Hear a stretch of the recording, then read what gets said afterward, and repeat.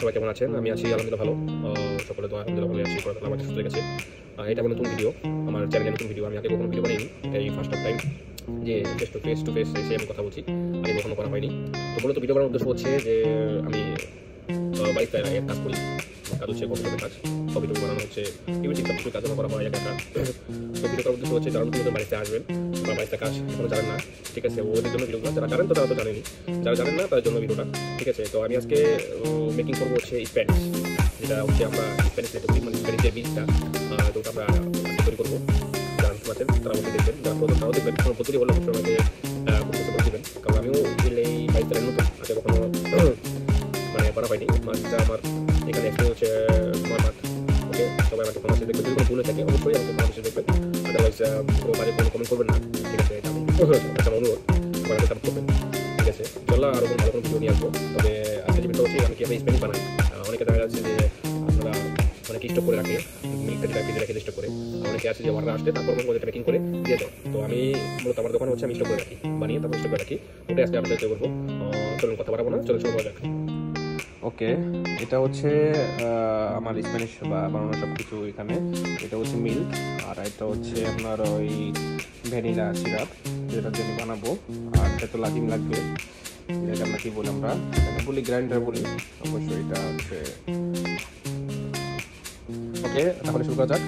সর্বপ্রথম আমার লাগবে আমাদের মিল্ক, ঠিক আছে। তারপর লাগবে হচ্ছে ভ্যানিলা সিরাপ, তারপরে লাগবে হচ্ছে আপনার ওই নেসলে, যারা সুযোগ পেয়েছেন তারা কিনে নেসলে, এটা হচ্ছে 50 মিনিট, ঠিক আছে, আমরা ওই নেসলে বলি। আর এটা হচ্ছে গ্রাইন্ডারে যে পটটা হয় এটা। তারপর আমি এখানে বসে দিলাম, এখানে এটাকে ব্যালেন্স করে নেবেন অবশ্যই, ঠিক আছে। তারপরে ভ্যানিলা সিরাপ দেবেন হচ্ছে আপনার 38 গ্রাম। এখানে আমি ভ্যানিলা সিরাপ দিচ্ছি, এখানে 38 গ্রাম। 40 গ্রাম হলে কোনো সমস্যা নেই।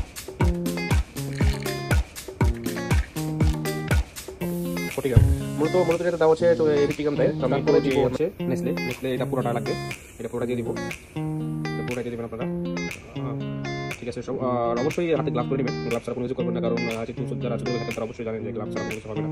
গ্লাভস লাজিম, কারণ যেখানে যারা কপি থাকে ওইটা পুরোটাই যারা নিট অ্যান্ড ক্লিন আসতে সব কিছু দেখতে লাজিম। কোনো কিছু করতে গেলে আগে গ্লাভস তো লাজিম লাগবে, ঠিক আছে।